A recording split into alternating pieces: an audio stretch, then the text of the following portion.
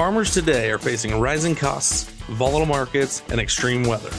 The A Better Way to Farm podcast digs into strategies to help you take control of farm inputs and maximize profit so your farm can thrive for generations. Remember to take advantage of our free resources at abetterwaytofarm.com. Now, from America's Heartland, here's your host. Welcome, everybody, to the A Better Way to Farm podcast. I'm your host for the day. My name is Andrew Moore. I'm with the A Better Way to Farm team. We're going to dive into a kind of a niche topic today that probably a majority of our listeners don't have a vast amount of experience with. There's a good chance that maybe you know someone who does, and we're going to talk about rice production. We work with growers in states like Arkansas and Mississippi and Louisiana, where rice is a common crop. Here in my home state of Arkansas, it's the number one rice producing state in the entire country. And so rice is a big commodity here. Unless you have some very specific sets of experience with it, and unless you truly understand exactly how it's grown, then you'll fail in understanding what's going on in rice production. And so we're going to talk about some basics of soil fertility as it relates to rice production. We're going to talk about some foliar feeding tactics, and then we're also going to talk about some different opportunities we have based on what we know regionally and what kind of soil rice is normally grown in. As we dig into this topic of rice production, I've soil tested many acres of rice here in the state of Arkansas, and we've worked with growers as well in rice production. One of the common trends we find on the soil test is a few things. Number one, you'll be very hard-pressed to find a soil test in rice production that is not deficient in phosphorus. Now, this is mainly due to the fact that most rice fields today are flood irrigated. Now, furrow irrigating is becoming more and more popular, especially in different parts of the rice belt. We'll call it the rice belt here in the South. And so, for example, in Arkansas, most of the fields that we deal with are going to be flood irrigated. And then when you get over to Mississippi, you've got some different soil types, and a lot of those are going to be more furrow irrigated. But nonetheless, the phosphorus deficiency is going to show up somewhat in both cases, because one of the things we know with phosphorus is that when we irrigate, we create a flush of plant available phosphorus. And so what that does is that means that the only way that phosphorus can move, we know, is with erosion, wind erosion, and then, of course, in this case, water erosion. And so when we create that flush of plant available phosphorus, essentially a lot of that phosphorus is going to leave with the water. Now, there's a lot of testing going on right now as to just how predictable this is and how much phosphorus will leave with your irrigation water. But this is one of the biggest challenges we see in managing these fields, because we know that we're limited in our ability to build phosphorus levels. For example, the average phosphorus level that I tested this year in Northeast Arkansas had a P1 of 5 and a P2 of phosphorus. And this is a field that has seen a lot of dry fertilizer applied throughout the years. And so the grower and most of the growers would follow a standard program of this, of over 100 to 150 pounds of dry phosphorus applied every single year. And so this is something that we see. The ability to build phosphorus levels is very low in any kind of a flood irrigated situation. And so this is a problem that we're going to have to figure out how to farm around. Another thing that we see is a little more relative, and that's potassium. Now, potassium would generally trend low, at least here in Arkansas, and that's one of the things that we see, generally low potassium levels or very low potassium levels. Now, rice has a little bit different uptake curve on potassium than some of the other crops, whereas we see, like in corn production, the need for potassium is greatest early on in the first 45 days of a corn plant's life. We see the same thing in soybeans, of course. And then, of course, in soybeans, we know that potash is extremely important for filling the beans up as well. So late season applications is great. Well, with rice, one of the things that we find is that you can really address your potassium need anytime. Now, this is where we would differentiate between most people, and that's the how. A lot of growers are wanting to use the dry potassium as means to address their problems. Here's one of the things that we see as a challenge with that. Most of the rice fields that are flood irrigated or even furrow irrigated, they're going to have a lot of compaction. I mean, an astronomical amount of compaction. Most of what I tested, the clay layer began anywhere between 2 and 4 inches. We recently released a podcast with my friend Robbie in Mississippi, and he would tell you that the clay layer begins at above 1 inch. Basically, it's the topsoil as you get into clay. He has black clay. Oftentimes you'll see white clay here in Arkansas. And so when we're dealing with that, and we're dealing with fields that have constant standing water on them for several months of the year, that is an extremely compacted soil. Well, we know because of the research that we have done, because of the research of Dr. Mulvaney, who we've interviewed here on the podcast, and just the vast amount of research that's coming out, is that potash, potassium chloride, is not your friend when it comes to decompacting soil. Okay, when we want to reduce soil compaction, potash is not our friend. And so for that reason, we are going to gravitate towards, if we need to do any in-season potassium applications, then we can run a foliar product, and that will really, really help the uptake, and that will really address the need there in that situation. Of course, the biggest thing we want to do is, in terms of addressing specific needs, is just follow what the soil test says. A lot of the same rules apply when we're managing corn, soybeans, and other crops. I mentioned low potassium. Well, again, when you couple that with high magnesium, we're going to have a problem. We talk a lot about that K to mag ratio and how important getting that right is. Now, one of the big things is sulfur. We see that sulfur has an extreme amount of variability. And this is for a couple reasons. One, most of the time rice is grown in a warmer climate. Of course, Arkansas, Mississippi, Louisiana, and some of our southern states. And so when we are dealing with that, we're dealing with an organic matter that is recycling a lot more frequently. Okay, and so when we have that more frequent recycling of organic matter, we see that sulfur gets released more common. And so it's not totally uncommon to see just a little bit higher sulfur levels in a rice field than you would expect somewhere in the Midwest. Another reason for this could be the irrigation water. If the irrigation water has a lower or has a higher sulfur content, then that could leave those deposits in the soil when we test.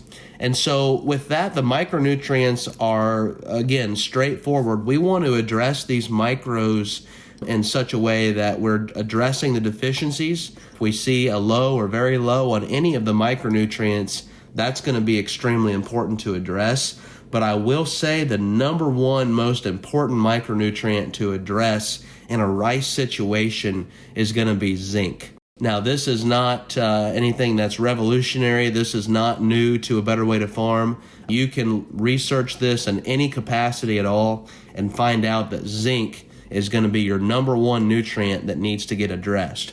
Again, where we would differentiate from a lot of growers is the how. How do we address this? And we're going to get to the how in just a moment. But before we do, let me explain why zinc is extremely important. In any flooding situation, we're going to cut off some amount of oxygen to the plant. Obviously, in a flood irrigated situation, we're going to cut off complete supply of oxygen to the plant. And so what that means is, or what the ramifications of that are, is we want to make sure that oxygen flow inside of the plant can still occur.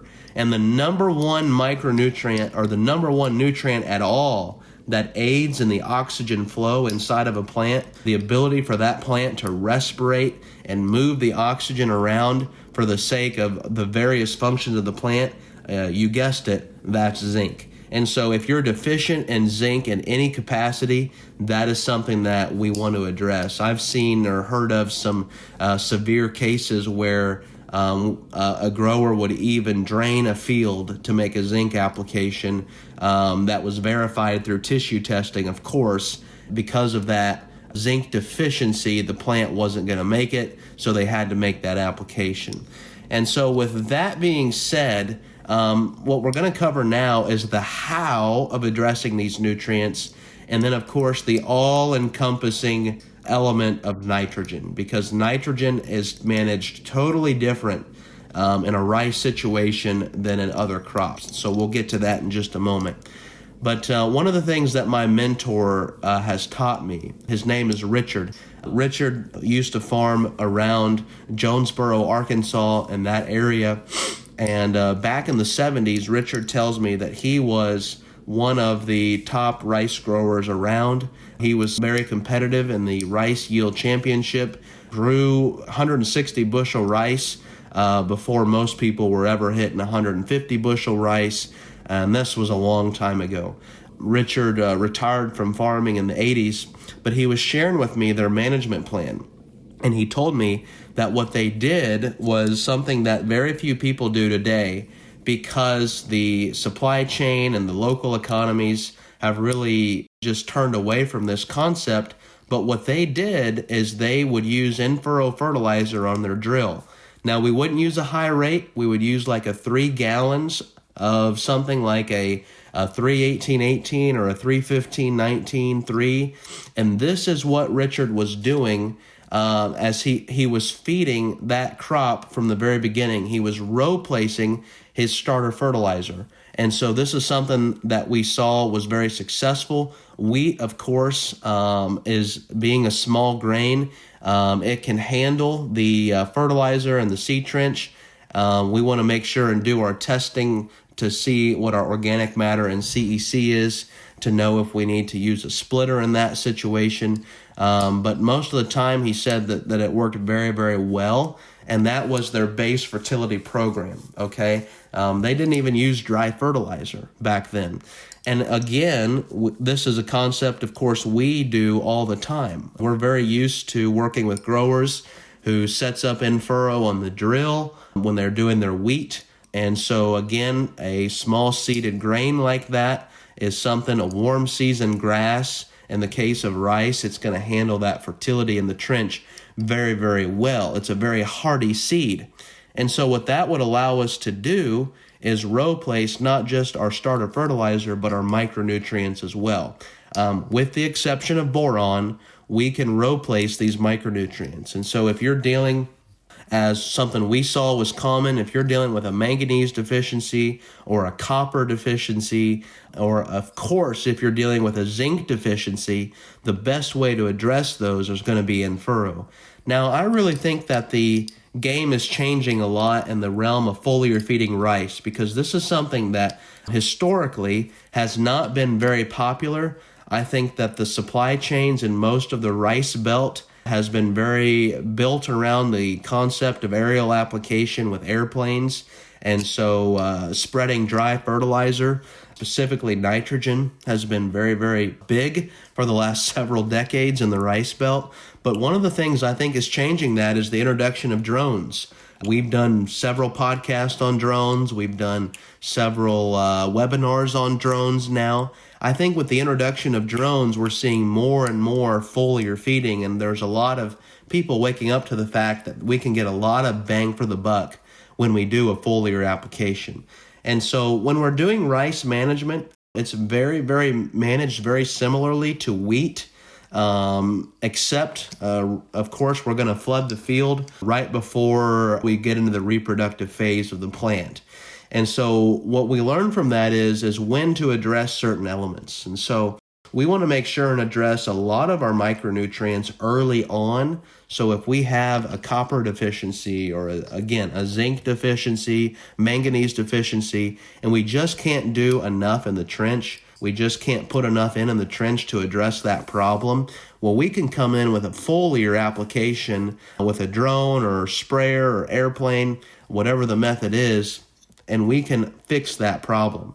Now, in most cases, we're going to want to use, again, like a 3:18:18 and figure out, and that way we can get that high K on and address that high orthophosphate and get that phosphorus into the plant. Again, most of the time we're dealing with phosphorus deficient soil when we're dealing with rice production. And that's a very exciting thing. As far as post-flood, one of the things we can do, and we can come in, we can use a foliar nitrogen product, and that will help enhance grain fill, help protein production, help really build that grain and enhance all the reproductive functions of that plant. And so this is some of the things that we can do on rice that's really, really exciting. And but that's a great segue into the all-encompassing topic of nitrogen, okay? And so nitrogen is a big topic that we could dive way deep into. Here's what we know in rice production. First of all, almost all nitrogen applications are dry. Again, the dry fertilizer is going to be what most people have the access to in the rice belt.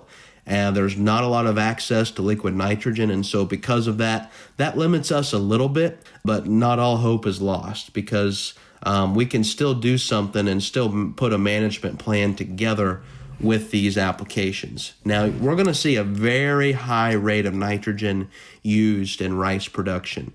Rice is a nitrogen hog, but it's also adds a whole level of dynamics when we're managing for rice when we flood irrigate. Again, when we flood irrigate, what we're doing is we're cutting off the oxygen to the plant. And so one of the things that we want to do is we want to make sure that we can utilize this nitrogen in a way that the plant will use, okay? Now, we've talked on previous podcasts how the plant generally likes nitrogen in a 50-50 ratio of nitrate and ammonium. Now, one of the caveats to that is this: the reproductive functions of a plant are primarily driven by the ammonium form of nitrogen. The vegetative functions of a plant are primarily driven by nitrate.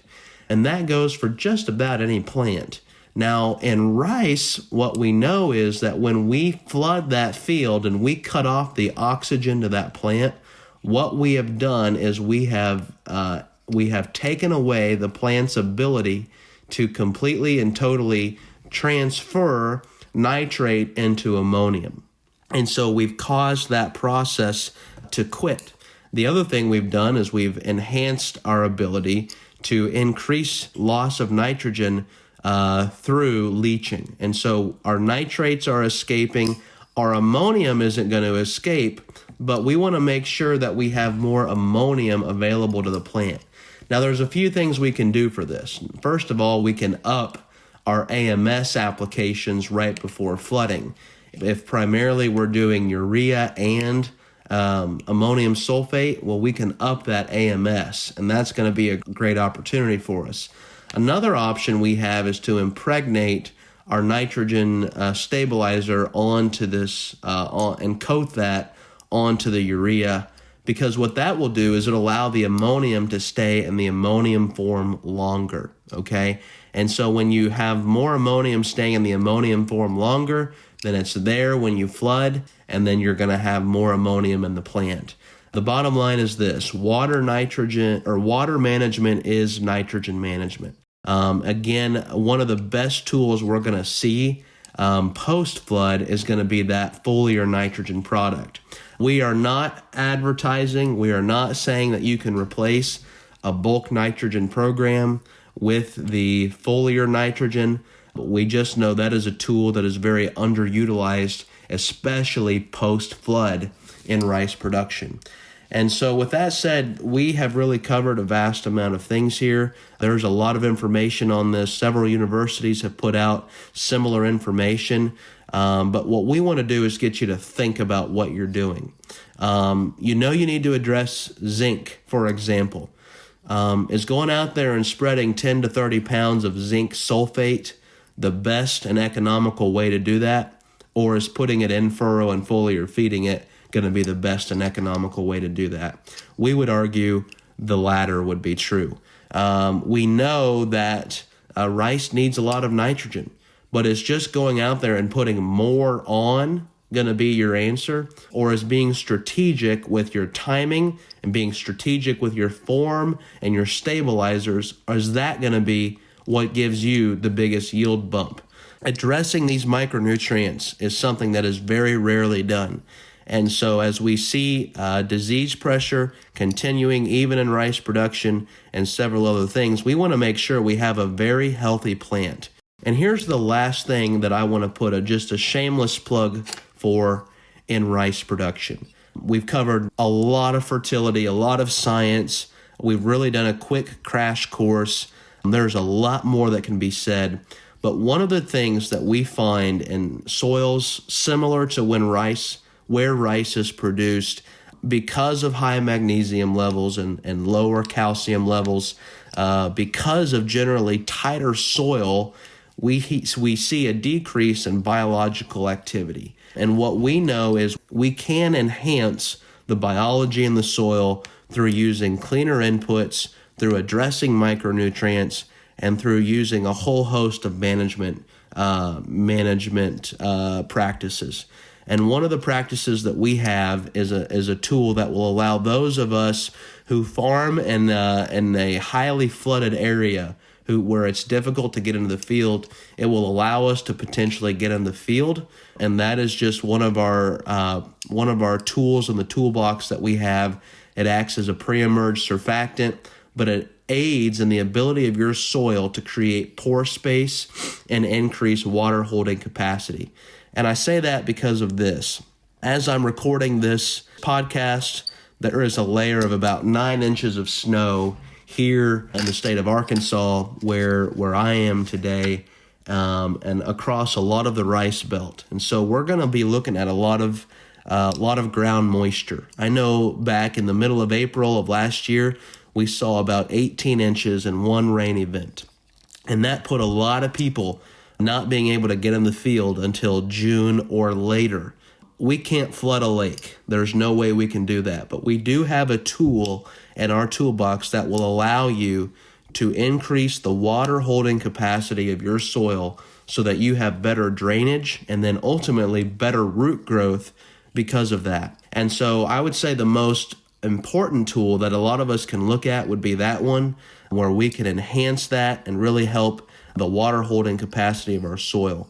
And so if any of this is of interest to you, or you want to hear more information about rice or any of our southern crops like cotton or peanuts, would you reach out to us here at A Better Way to Farm? Everything we do is based on research, on-farm information, and so we really want to bring you the best information. We don't just want to bring you information, but we want to bring you information that you can use. And I think that's what sets us apart from everybody else, is it's not just useless information, but information coming from farmers for on-farm practices and ways that you can apply this information. So we look forward to talking with you soon, and we hope that you're having a better day.